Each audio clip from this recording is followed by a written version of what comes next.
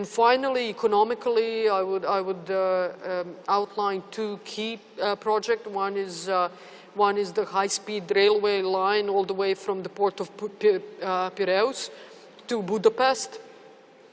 Serbia is already doing the Belgrade-Budapest railway line. The first part from Belgrade to Novi Sad will be completed by the end of this year.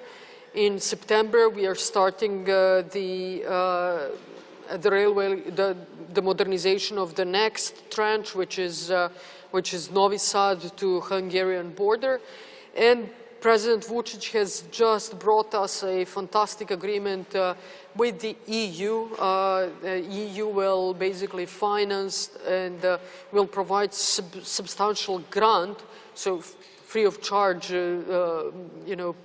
donation present from the EU in terms of about 30% of the total investment into railway from Belgrade to Niš. And then we are still negotiating the price from Niš to border with North Macedonia. And then we want to continue from, North Macedonia, Skopje to Thessaloniki, Athens, Port of Piraeus, which I think is going to be instrumental in really positioning this part of Europe as a major transport channel to central and western part of Europe. The second project, just quickly, is again linked to Greece, and that's the Alexandropolus LNG terminal. Greece is 95% done with their connection to Bulgaria. In September, we are starting our gas connection to Bulgaria from Niš to Dimitrovgrad, and then connecting this too, which is for Serbia, but the entire region important in terms of additional gas security, safety, diversification of energy sources. So, two important projects that we are already working on. I had a very good meeting with Prime Minister Mitsotakis, and I would basically divide the topics into three main subjects. One is political, one is economic, and one is basically, I would say, pragmatic. So what we can do for our citizens, and I will start from that. Firstly, as you know, Serbian citizens love Greece and love Greek seaside, and I think they can't wait to come this summer for a vacation. So it was very useful that we agreed with Greece the bilateral contract for the recognition of digital certificates for the vaccination, which will enable our citizens to travel to Greece without all of the administrative fuss.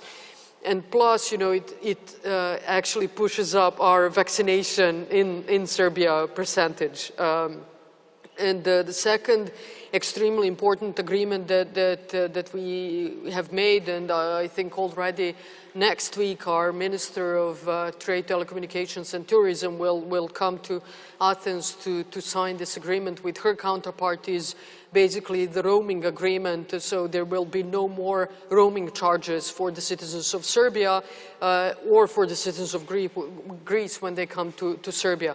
Again, which is a great impetus for them coming to Greece. So I think this will boost your tourism. It will enable Serbs to come to their favorite destination more freely and easily. And that's what the governments are for, to deliver on their citizens. The passport agreement, or the acceptance of digital certificates from Serbia, has already been done, and it's already in place. And on the 14th, the Avzoni border crossing is going to be opened. So our citizens who are fully vaccinated will be able to travel freely with that digital certificate. For the roaming agreement, as I said, I think our minister will come already next week, and as soon as the agreement is signed, I think it will immediately come into force. So again, we're doing it immediately, and our citizens will be able to utilize this bilateral cooperation between our two governments immediately.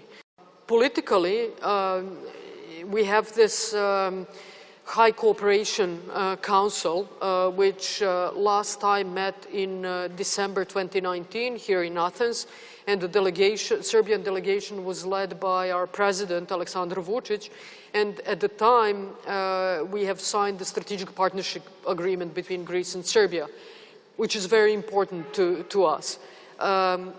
Since then, we did not have, because of COVID, we did not have a meeting, so I agreed with Prime Minister Mitsotakis that the fourth High Cooperation Council meeting will be held in Belgrade, hopefully in June or by the end of July.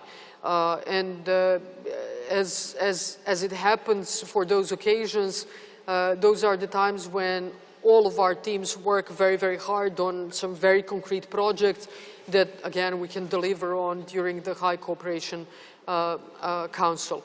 Politically also, I thanked Prime Minister Mitsotakis for all of his support and the Greek support to our European integration. Greece is one of those EU member countries which is very vocal about the need for enlargement and inclusion of the Western Balkans into the EU, which I think is very important. It's very important for Serbia, but likewise for the entire region. I think that the inclusion of the Western Balkans into the EU is good for the EU. It's also, I think, one of the primary preconditions for long-term peace, stability and prosperity in this part of Europe. From our point of view, it was, we immediately supported the agreement vocally and officially, and it was a very good news for different reasons. Firstly, it enabled North Macedonia to continue on their European path. And although I'm the Prime Minister of Serbia, I know that Serbia cannot prosper without the prosperity of the entire region. So the European perspective for the entire region is almost as important to me as the European perspective of Serbia, because unless all of us are on the path to prosperity, and that is the precondition is the path to the EU, and none of us can really use its full potential. So it was a great news for us. I was very hopeful following the Washington Agreement, but also following a very, very strong initiative coming from the EU and the appointment of Mr. Miroslav Vlajčák to mediate the future dialogue. Unfortunately, then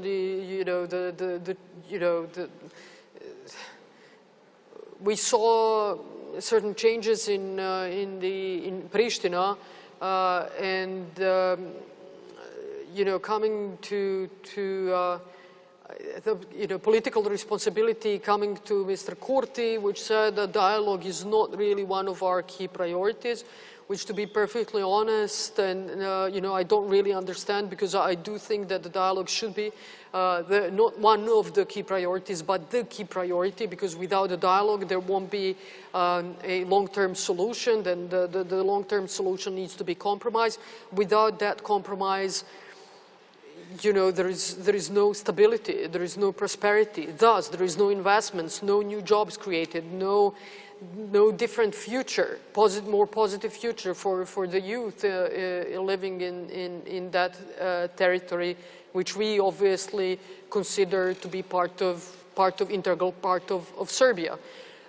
So, we are, as I said, proponents of the dialogue. We are eagerly awaiting the continuation of the dialogue with Pristina, but the ball is now on the other side. I think now the initiative really stays strong with the EU, okay. And EU is really driving it forward very fast, and they're very committed to it.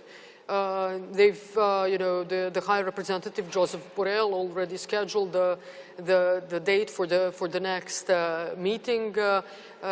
Unfortunately, it was cancelled by Pristina. So again, we're hoping that soon enough we will have confirmation of the new date. But to be really very open and honest, I do not see that there is any way out of this, but with the dialogue, and that dialogue is very difficult. It takes political leaders with courage and with perspective, with a different perspective for the future. And it's not easy, but it's the only way forward. And the sooner we start, the better it is for everyone.